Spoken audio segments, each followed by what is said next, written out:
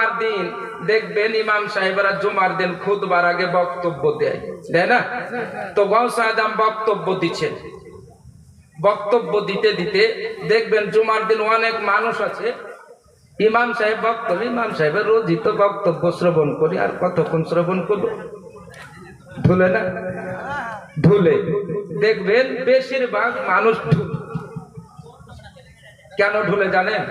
কিন্তু আর এক জায়গা আছে, ওই জায়গাতে গেলে মানুষ ঢুলে না, কিন্তু এইরকম মাহফিল যদি হয় তাহলে মানুষ ঢুলে, মসজিদে যায় তাহলে মানুষ ঢুলে, ঢুলুন আসে, তন্দ্রা আসে। কেন?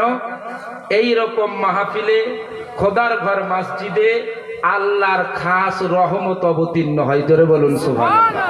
আর যদি রহমত অবতীর্ণ হয় তখনই তো শান্তি, রহমত মানে শান্তি, আপনি ঘুম আসবে নাকি? কিন্তু যখন বিচিত্রায় যায় দেখবেন তখন ঘুম আসে না। কেন ঘুম আসে না জানেন? শয়তান বলে পাপ করার জন্য এসেছিস তুই, ঘুম যাবে, ঘুম যাবা হবে, মারে গুতা, মারে গুতার ঘুম আসে না, ঘুম তার কাছ থেকে পাই। তো পাপের কাজ পেট ভর্তি করে করায়। বিরাদরান ইসলাম, তো গাউসে আজম বক্তব্য দিচ্ছেন, অনেক মানুষ আছে, তার মধ্যে একজন বিখ্যাত আল্লাহর ওলি যার নাম হযরতে আলী ইবনে হাইতি, জোরে বলুন সুবহানাল্লাহ।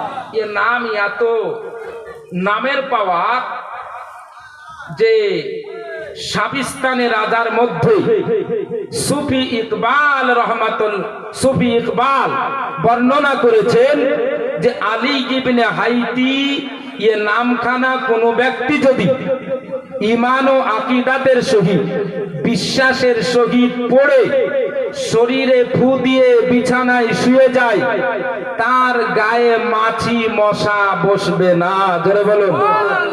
তাহলে কত বড় আল্লাহর ওলি, কত বড় আল্লাহর ওলি নাকি? তিনার গাউসে আজম বক্তব্য দিচ্ছেন আর তিনার তন্দ্রা এসেছে, এ তন্দ্রা অবস্থাতে নাবিকে দর্শন করছেন, ধরে বলুন আর একটু ধরে, তন্দ্রা অবস্থায় নাবিকে দর্শন করছেন নাবি। আর গাউসে আজম এমন তো অবস্থায় বক্তব্য বন্ধ করে আলী ইবনে হাইতির পাশে এসে আদবের সহিত দাঁড়িয়ে গেছে। মানুষেরা ভাবছে কি ব্যাপার, হুজুর তো বক্তব্য দেয়, এরকম আমরা দেখতে পাই না, কারণটা কি? কিছুক্ষণ পরে আলী ইবনে হাইতের আপনার তন্দ্রা ভেঙে গেল। তন্দ্রা ভাঙার সঙ্গে সঙ্গে বলছেন, হুজুর গো, আমি এখন স্বপ্নের মাধ্যমে আমার বিশ্ব নবীকে দর্শন করলাম, বলো আমার নবী পাককে দর্শন করলাম। আমার গাউসে সন্দানি কুতুবে রব্বানি মুহিবুদ্দিন আব্দুল কাদের জিলানী রাদিয়াল্লাহু তাআলা আনহু আপনার যেন বলেছিলেন, বেটা, ও বেটা আলী ইবনে হাইতে, তুমি নবীকে স্বপ্নে দেখে নবীর সঙ্গে কে কথোপকথন করলে বলো। আলী ইবনে হাইতে, আমার দয়া আলী ইবনে হাইতে বর্ণনা করেন, আমার দয়ার নবী বলেছে, হুজুর গো, আমাকে নবী পাক বললেন আব্দুল কাদিরের সঙ্গ ছাড়বে না, জোরে বলুন। আমার গাউসে আজম যখন হাজার হাজার মানুষের সম্মুখে মাহফিলে দাঁড়িয়ে বললেন, কদামি হাজিহি আলা রাকাবাতি কুল্লি ওলি ইল্লাহ, এমত সময় ওই মাহফিলে 350 জন আল্লাহর ওলি ছিলেন, বলুন সুবহানাল্লাহ। কতজন? 350 জন আল্লাহর ওলি। তার মধ্যে আলী ইবনে হাইতিও ছিলেন। যেমনই হুজুর গাউসে পাক বললেন, আমার পা সমস্ত আউলিয়া ইকরামদের গর্দানের উপরে, আলী ইবনে হাইতি মাহফিল থেকে উঠে সঙ্গে সঙ্গে গাউসে আজমের পাখানা উঠিয়ে নিজের ঘাড়ের উপরে রেখে গেছিলেন, জোরে বলুন সুবহানাল্লাহ। সেই সময় ভারতের রাজা আজমেরি খাজা মঈনুল হক আদ-দ্বীন খোরাসানের সাতজামিনে এক পাহাড়ে তপস্যা করতেছিলেন, ওজিফা করতেছিলেন, আল্লাহর ধ্যানে মগ্ন ছিলেন। গাউসে আজম বাগদাদে বলছেন, কদামি হাদিহি আলা রাকাবাতি কুল্লি ওলিইল্লাহ, আমার পা সমস্ত আউলিয়াদের গর্দানের উপরে। আমার গাউসে আজমে এই বাক্যখানা শ্রবণ করে পৃথিবীর যে কোনো প্রান্তরে যে আল্লাহর ওলি বসেছিলেন, সকলেই তারা আপনার নিজ কানে গাউসে আজমের কথা শ্রবণ করেছিলেন। আমার খাজায়ে খাজগা খাজায়ে আজমেরি আপনার ওই খোরাসানের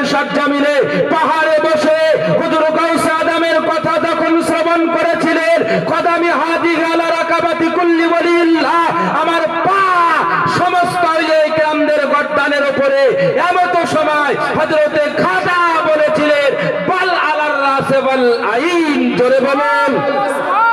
বরঞ্চ হুজুর আপনার পা শুধু আমার ঘাড়ের উপরে হবে কেন?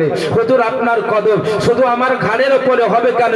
হুজুর আপনার কদম তো আমার চোখ ও মাথার উপরে। জোরে বলুন। আর একটু জোরে। তাহলে একটু চিন্তা করে দেন আল্লাহর ওলিদের কি পাওয়ার। আর কিছু মানুষ আছে তারা বলে নবী দেওয়ালের পেছনের খবর বলতে পারে না। যদি ওলিরে পাওয়ার হয় তাহলে নবীর পাওয়ার কত হবে একটু চিন্তা করে দেখুন। এটা অদৃশ্য নয়। কোথায় বাগদাদ, কোথায় খোরাসান, ওই পাহাড় থেকে শ্রবণ করে বলছেন বাল আলার রাসে ওয়াল আইন। বাল আলা রাসি ওয়া আইনি। হুজুর আপনার কদম তো আমার মাথা ও চোখের উপর। তাহলে এটা অদৃশ্য হলো না? অদৃশ্য কিনা? তাহলে একজন পীর, একজন ওলি, একজন আল্লাহর দোস্ত যদি এত বড় অদৃশ্যের খবর দিতে পারো, তাহলে আমাদের নবীর ব্যাপারে কোনো প্রশ্ন আসতে পারে? পারে না। সেই জন্য কোন কবিতার ভাষায় বলেছে যার নাম শুনিলে চমকে ওঠে দিল বেকারার হয়ে যায়। জোরে বলুন, জোরে বলুন। যার নাম শুনিলে চমকে ওঠে দিল বেকারার হয়ে যায়, হয়ে যায়, হয়ে যায়। গায়েবী খবর দিলে আলা এলো রে মক্কা। আল্লাহ যারে তাজিম করে সালাম জানায়। জোরে বলুন।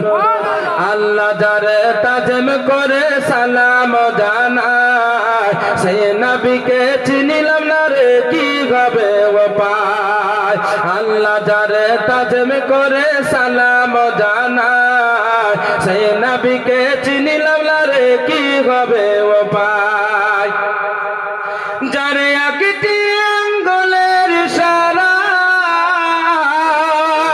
যারে একটি আঙ্গুল ইশারায় চন্দ্র দুই ভাগ হয়ে যায়। জোরে বলুন। গায়েবে খবর দেনে ওয়ালা এলো রে মক্কা। গায়েবে খবর দেনে ওয়ালা এলো রে মক্কা। যার নাম শুনিলে চমকে ওঠে দিল বেকারার হয়ে যায়, হয়ে যায়, হয়ে যায়। গায়েবী খবর দেনে ওয়ালা এলো রে মক্কা। দাওয়াত খাইতে গেলেন নবী জাবিরের রয় বাড়ি। জাবিরের রয় দুইটি ছেলে গিয়াছিল মরি।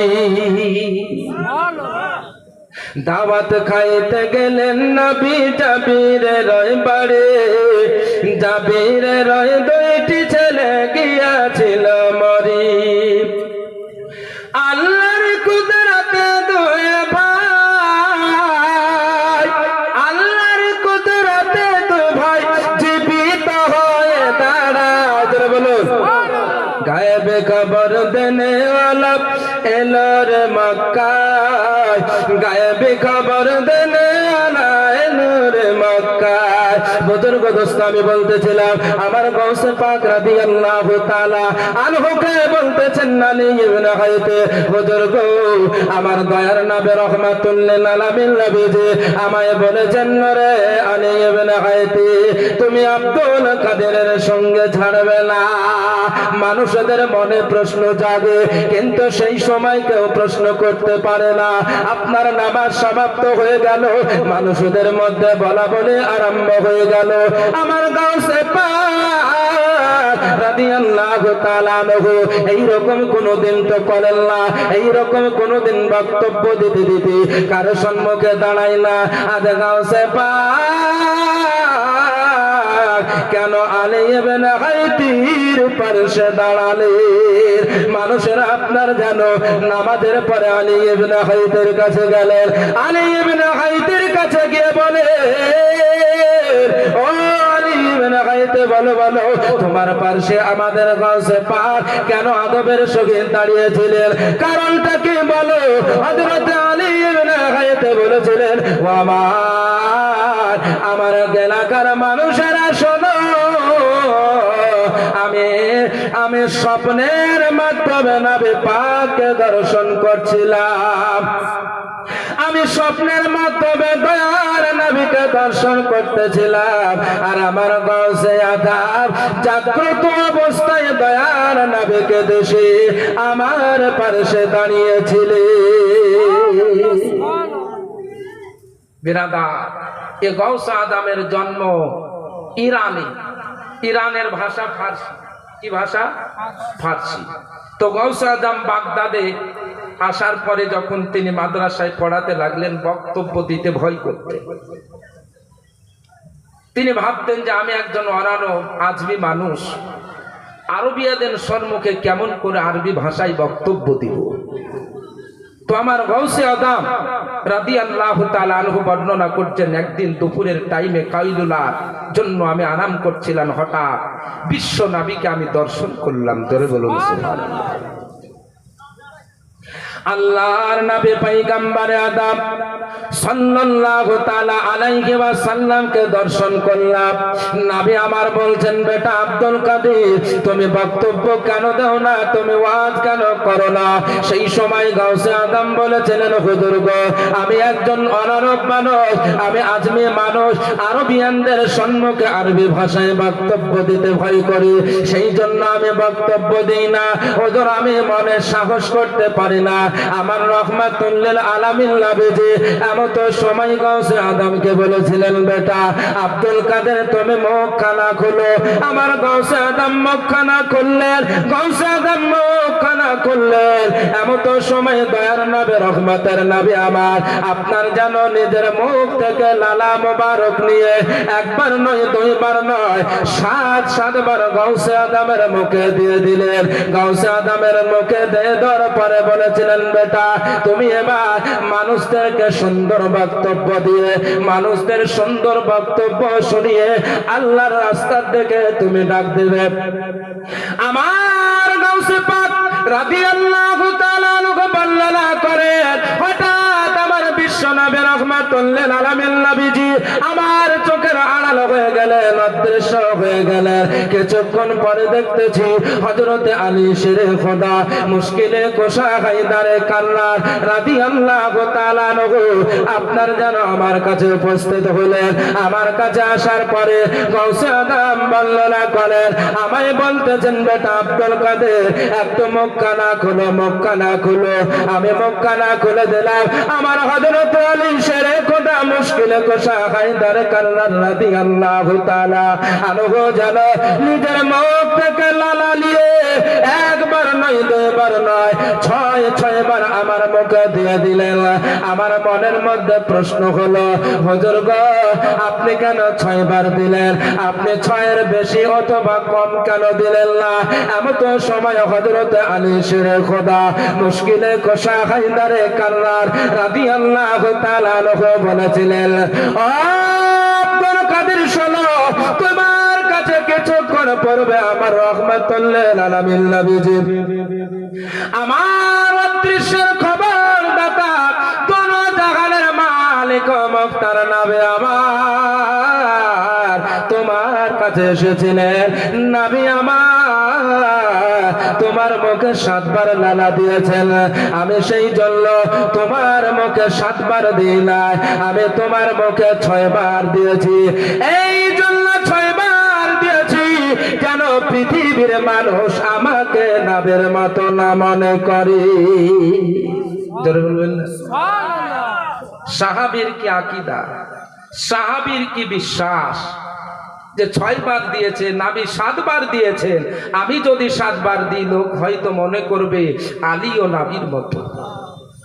কিন্তু জগৎবাসীকে শিক্ষা দিচ্ছে, হে জগতের মানব, তোমরা শোনো, আমি নবীর মতো নই, আমি নবীর মতো নই, আমি একজন নবীর আশিক, নবীর প্রেমিক, নবীর দেওয়ানা। যে আলীর মহাব্বত থাকলে জান্নাতের টিকিট পাওয়া, যে আলী জান্নাতীদের জান্নাতি টিকিট দান করবেন। জোরে বলুন। সে আলী যদি বলে যে আমি নবীর মতো নয়, তাহলে আমাদের পচা মুখে কেমন ভাবে বলি যে আমি নবীর মতো? মুখ থেকে তো গন্ধ বের হয়। বাংলাদেশের আব্দুর রাজ্জাক বিন ইউসুফ বলেছেন নাবির মুখ থেকে দুর্গন্ধ বের হতো, তাই নাবি পাককে মহান আল্লাহ জিবরিল আলাইহিস সালামের মারফতে দাতন করার হুকুম দিয়েছেন। বলেন নাউজুবিল্লাহ। কত বড় আপনার বেয়াদব! একজন মুসলমানের মুখ থেকে এইরকম কথা বের হতে পারে? বলছে মুসলমানের মতো দাবি, মুখে বড় বড় দাড়ি, মাথায় টুপি, গায়ে লম্বা জামা, আর স্টেজে এইরকম দাঁড়িয়ে বলছেন নাবির মুখ থেকে দুর্গন্ধ বের হতো। তোর মুখ থেকে তো পায়খানার গ্যাস বের হয়, তুই কোন মুখে বলি নাবির মুখ থেকে? নাবির মুখ থেকে যে লালা বের হতো, এ লালার সুগন্ধি মুস্কে আম্বার থেকে অতি উত্তম। জোরে বলুন।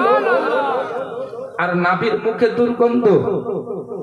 বিরাদার, তো হযরতে আলী রাদিয়াল্লাহু তাআলা আনহু জগৎবাসীকে শিক্ষা দিলেন, তোমরা নবীকে আমাদের মতো বলিও না। তো বিরাদার, তো হযরতে আলীর ঘটনাটা একটু বলি। হযরতে আবু বকর একদিন হযরতে আলীকে দেখে মুচকি হাসছেন। হাসতে দেখে বলছে, কি ব্যাপার, আপনার সঙ্গে তো আমার প্রায় দেখা হয়, আপনি তো এরকম দেখে আমাকে হাসেন না, কারণ কি?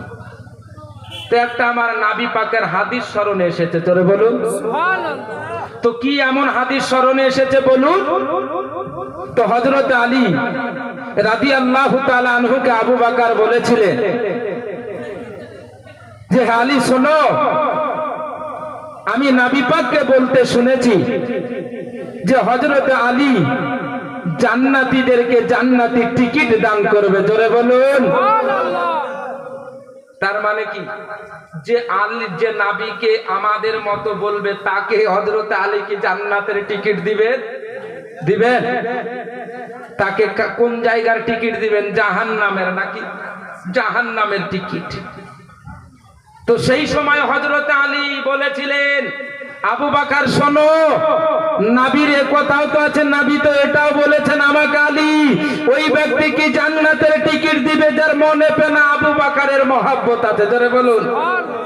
তাহলে হযরত আলী কাকে জান্নাতের টিকিট দিবে? যে আলীর সঙ্গে মহব্বত করবে, নাকি যে হযরত আবু বকরের সঙ্গে মহব্বত করবে? তো আমি বলতেছিলাম, হযরতে গৌসে আজম বলেন, হযরত আলী আমার মুখে 7 বার দিলেন। তো নবী এবং হযরত আলীর লালা মুবারক দেওয়ার পর থেকে আমার মাহফিলে আমি যখন বক্তব্য দিতাম, তো হাজার হাজার ৭৭,০০০-এরও মানুষ আমার বক্তব্য শ্রবণ করার জন্য আসতো। জোরে বলুন সুবহানাল্লাহ। আচ্ছা, এখানে যদি ৫,০০০ মানুষ বসে থাকে আর আমি বিনা মাইকে দাঁড়িয়ে দাঁড়িয়ে বক্তব্য দিই, তো ৫,০০০ মানুষ আমার বক্তব্য শুনতে পাবে?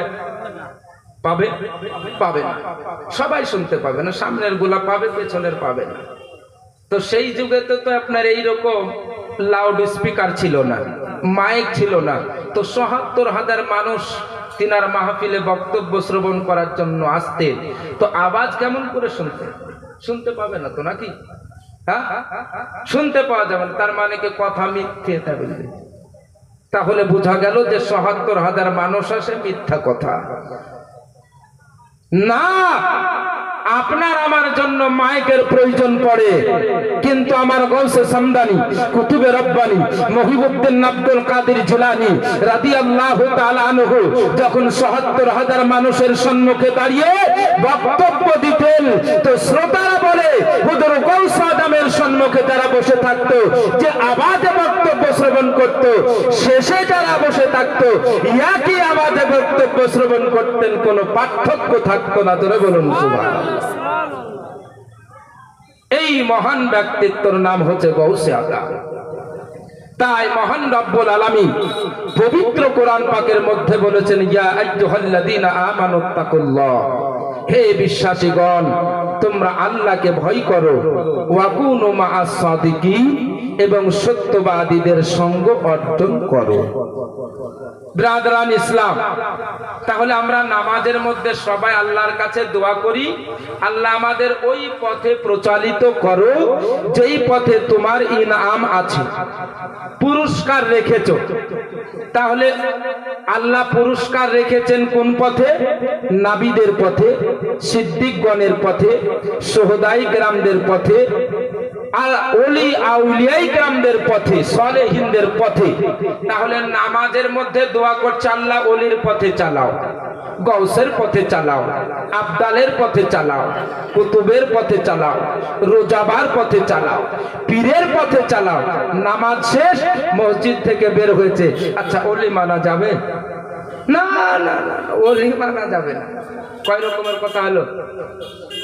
মসজিদের ভিতরে নামাজের মধ্যে বলছে যে আল্লাহ আমাকে ওলির পথে চালাও, মসজিদ থেকে বের হয়েছে, জিজ্ঞেস করছেন ওলি মানা যাবে? নামাজ শেষ, ওসিমা ওলি মানা যাবে? বলছে ওলি মানা যাবে না। কয় রকম হলো? মানে ভিতর একরকম আর বাহির আর এক রকম। একে আমরা সবাই জানি, কি বলে? যার ভিতর এক বাহির আর কি বলে? মুনাফিক নাকি? এরা হচ্ছে মুনাফিকের দাদু। এরা হচ্ছে কি? মুনাফিকের দাদু, যে বলে ওলি মানা যাবে না, জাহান্নামের লোকড়ি। ব্রাদারান ইসলাম, মুআজ্জাজ সামিনে কেরাম, আমরা যেমন ভিতরেও বলি ওই রকম বাইরেও বলি। আমরা নামাজেও আল্লাহর কাছে দোয়া করি, আল্লাহ ওলিদের পথে চালাও, সোহদাদের পথে চালাও, সিদ্দিকগণের পথে চালাও, নাবিগণের পথে চালাও। আমরা নামাজের বাইরেও জিজ্ঞেস করলে বলি কি? আল্লাহ নাবিদের পথে চালাও, ওলিদের পথে চালাও, গৌসদের পথে চালাও, কুতুবদের পথে চালাও, আবদালদের পথে চালাও, পীরেদের পথে চালাও। বলি কি বলি না? তাহলে যার ভিতরও যা বাহিরও এক, তারা জান্নাতে যাবে, আর না যার ভিতর এক আর বাহির আর এক, তারা জান্নাতে যাবে। ফাইসালা করে, সোজা কথা, কোনো দরকার নাই, জিজ্ঞেস করার দরকার পড়বে না। যারা এইরকম করবে তাদের কোথায় ঠিকানা হবে? জাহান্নামে। তারা জাহান্নামের লোকড়ি হবে, ইন্ধন হবে। মহান আল্লাহ তাআলার হাজার হাজার শুকরিয়া, আল্লাহ তাআলা আমাদের সকলকে গাউসালা বানিয়েছেন। তাই আল্লাহর দরবারে দোয়া করি, আল্লাহ যেন আমাদের সকলকে কিয়ামত পর্যন্ত যতদিন পৃথিবীতে থাকবো গাউসের রাস্তাতেই থাকবো। আমরা হাসরের ময়দানে উঠবো তো গাউসের দলই যেন উঠি। বলেন আল্লাহুম্মা আমিন। কেন? মহানবী পয়গম্বরে আদম বলেছেন, আল মারউ মান আহাব্বা, আল মারু মা মান আহাব্বাহু। মানুষের হাসর কাল কিয়ামতের ময়দানে তার সঙ্গে হবে যার সঙ্গে সে মহব্বত করে। তাহলে যার ওলির সঙ্গে মহব্বত হবে তার হাসর হবে ওলির সঙ্গে। যার সিদ্দিকের সঙ্গে মহব্বত থাকবে তার হাসর হবে আবু বকর সিদ্দিকের সঙ্গে। যার উমারের সঙ্গে মহব্বত থাকবে তার হাসর হবে উমারের সঙ্গে। যার আলীর সঙ্গে মহব্বত থাকবে তার হাসর হবে আলীর সঙ্গে। যার আপনার গাউসের সঙ্গে মহব্বত থাকবে তার হাসর হবে গাউসের সঙ্গে। যার আপনার খাদার সঙ্গে মহব্বত থাকবে তার হাসর হবে খাদার সঙ্গে। যার ওলির সঙ্গে মহব্বত থাকবে তার হাসর হবে ওলির সঙ্গে। যার ওলামাদের সঙ্গে মহব্বত থাকবে তার হাসর হবে ওলামাদের সঙ্গে। যার মুফতির সঙ্গে মহব্বত থাকবে তার হাসর হবে মুফতির সঙ্গে। আর যে মদখরের সঙ্গে থাকবে তার হাসর হবে মদখরের সঙ্গে। যে চোরের সঙ্গে থাকবে তার হাসর হবে চোরের সঙ্গে। যে বাটফারের সঙ্গে থাকবে তার হাসর হবে বাটফারের সঙ্গে। যে টাকাবাদের সঙ্গে থাকবে তার হাসর হবে টাকাবাদের সঙ্গে। যে গোস্তাকে নাবির সঙ্গে থাকবে তার হাসর হবে গোস্তাকে নাবির সঙ্গে। মহান আল্লাহ তাআলা তাই তো মহান রব্বুল আলামিন বলেছে, ইয়া আইয়ুহাল্লাযীনা আমানুত্তাকুল্লাহ ওয়া কুনু মা'আস সাদিকিন। হে বিশ্বাসীগণ, তোমরা আল্লাহকে ভয় করো এবং সত্যবাদীদের সঙ্গে অর্জন করো। তাই মহান আল্লাহ তাআলার দরবারে দোয়া করি যেন মহান রব্বুল আলামিন আমাদের সকলকে সত্যবাদের সঙ্গে অর্জন করে ঈমান ও আমলের সহিত এই জগৎ থেকে যাবার তৌফিক দান করেন। সকলে বলে আল্লাহুম্মা আমিন। ব্রাদারান ইসলাম, মুআজ্জাজ সামিনে কেরাম, তো নবী হচ্ছেন ঈমানের মূল। নবী হচ্ছেন ঈমানের মূল। নবীকে মানা আর না মানার মধ্যে জান্নাত এবং জাহান্নামের ফয়সালা নাকি? যদি নবীকে মানে তাহলে কোথায় যাবে? জান্নাতে। আর নবীকে না মানলে জাহান্নামে। তাহলে নবীকে মানা আর না মানার মধ্যে জান্নাত ও জাহান্নামের ফয়সালা। তাহলে নবী জান্নাত আর নবী আমাদের জন্য কি? মুমিনদের জন্য জান্নাত নাকি? তাহলে নবী আরাম করছেন কোথায়? মদিনায়। তাহলে মদিনা মুমিনদের জন্য আসল জান্নাত না? জোরে বলবেন না? আর একটু জোরে।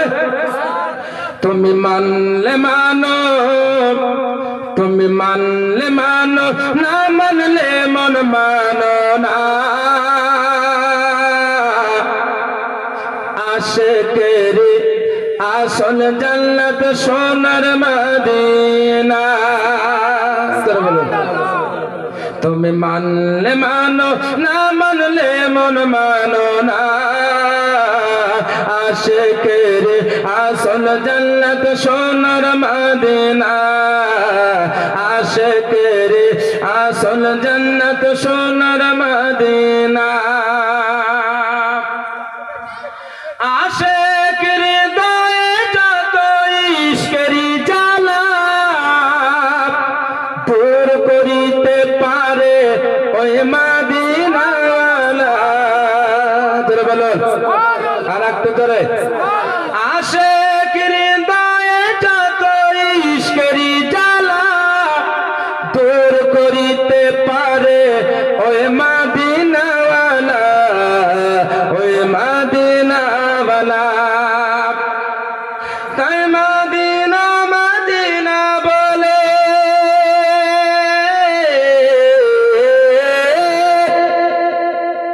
তাই মদিনা মদিনা বলে হয়ে যায় ফানা। আশিকের আসল জান্নাত সোনার মদিনা। আশিকের আসল জান্নাত সোনার মদিনা। মদিনায় এক সময় অলক্ষণীর জায়গা ছিল। যখন নবী পাক মক্কা থেকে মদিনায় গেলে তো এই মদিনার সম্মান, মদিনার মাটির সঙ্গে যখন নবীর টাচ হলো, মদিনা মাটি যখন নবীকে স্পর্শ করলো, তখন মদিনা ওই ইয়াসরিব থেকে কি হলো? মদিনা শরীফ নাকি? মদিনা শরীফ হলো। এখন নবী পাক মদিনার মাটিতে আরাম করছে। তো নবী যখন মদিনার মাটিতে আরাম করছে, নবীর যে দেহখানা মদিনার মাটির সঙ্গে লাগা, যে মাটির সঙ্গে লেগে আছে, মহান আল্লাহ তাআলা এ মাটির খানার এত সম্মান বাড়িয়ে দিয়েছে, এত সম্মান বাড়িয়ে দিয়েছে যে ওই মাটিখানা, যে মাটিখানা নবীর শরীরের সঙ্গে লেগে আছে, এ মাটিখানা খোদার আরশ অপেক্ষা উত্তম। জোরে বলুন ব্রাদারান ইসলাম। তাহলে নবীর সঙ্গে স্পর্শ হওয়ার কারণে যদি তার সম্মান আরশের থেকে বেশি হয়ে যায়, তাহলে যদি নবীওয়ালা হয়ে যায় তাহলে কি হবে? কি হবে? তাই কবি বলছেন, এক সময় ছিল মদিনা অলক্ষণীর ভূমি, নবীর ছোঁয়ায় লেগে আরশের চেয়ে দামি। জোরে বলবেন না? এক সময় ছিল মদিনা অলক্ষণীর ভূমি, নবীর ছোঁয়ায় লেগে আরশের চেয়ে দামি, আরশের চেয়ে দামি। নবীজি তাই আছেন শুয়ে,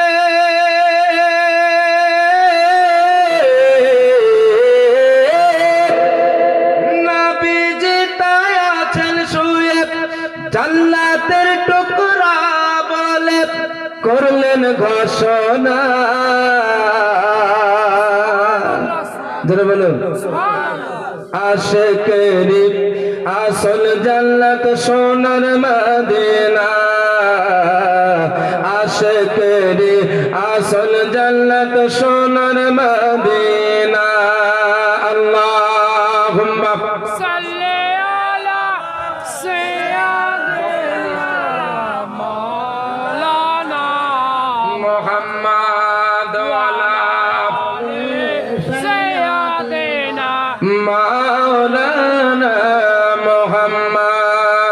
সাল্লি আলা মুহাম্মাদিন সাল্লাল্লাহু মুহাম্মাদ হরদম জবা পাক নামে মোহাম্মদ হরদম জবা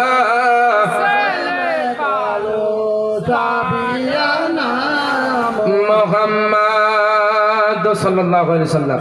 ব্রাদারান ইসলাম, আমি এখানে আসার পরে শ্রবণ করেছে বক্তা তিনটে আছে। তাহলে বক্তা যেমন আছে ওই রকম ভাবে আমার বক্তব্য আরম্ভ করি। যদি আমি আগে থেকে জানতাম যে বক্তা নাই, আর বেশি বক্তা নাই, বক্তা নাই না বেশি নাই, তাহলে সেই রকম ভাবে বক্তব্য আরম্ভ করা হতো। কিন্তু ওই রকম ভাবে আমার বক্তব্য আরম্ভই তো করিনি যে আমি 3 ঘন্টা বক্তব্য দিব। সেই রকম হলে আমি 3 ঘন্টার মতো বক্তব্য আরম্ভ করতাম, ওই যে এখান থেকে ওখান থেকে দড়িয়ে বড়িয়ে। তাহলে এক সাইড থেকে বলা হতো, শুনতে ভালো লাগতো। আর আপনি মাঝখানে এসে বলছেন আরো 2 ঘন্টা বলতে হবে, তাহলে 5,000 টাকা লাগবে, এবার শুনে দিতে হবে নাকি?